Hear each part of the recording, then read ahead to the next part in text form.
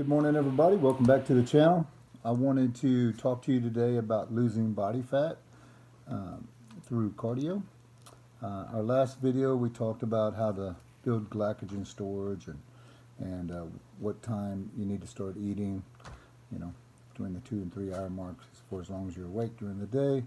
And so today what I want to talk to you about is how to drop that body fat.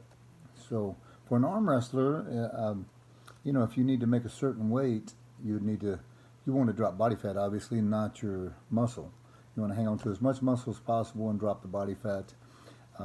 But if you're within that weight, you actually want to hang on to a little body fat, because just as powerlifters do, powerlifters are more explosive with a little body fat there. You got that reserve tank, so to speak, to dip into and be explosive.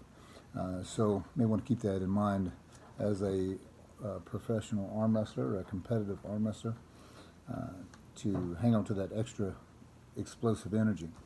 But for the average person that wants to drop body fat, we need to discuss what is cardio. Cardio is when you have a consistent,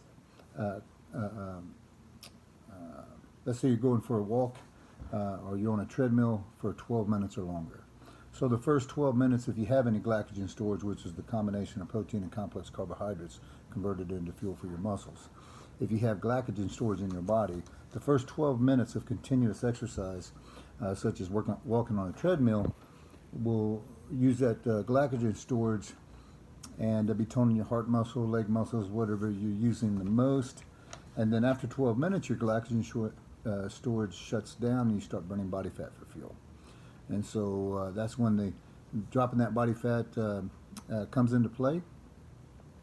And so the ideal time is 30 to 40 minutes. Anything over 40 minutes, your fat burning process has dropped down to almost nothing. It's kind of a waste of time. You're going to get very little out of it. And time is a very valuable asset for us, so we want to hang on to as much of that as possible, especially as we get older. But so keep in mind too, just because it's consistent exercising, that doesn't mean it's necessarily going to be cardio. For instance, if you're on a Stairmaster, it's going to be,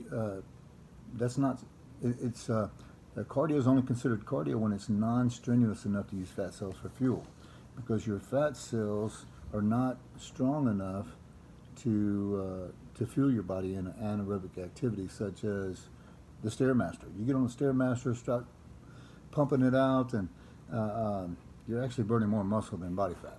You'll burn some body fat because it's consistent exercise, but you're going to be using more muscle than body fat. So if you're wanting to drop body fat and hang on to as much muscle as possible, make sure you keep your cardio. Do it non-strenuous enough to use the fat cells for fuel, and you'll get the most out of it. So there's 2 times that are the best times to do cardio.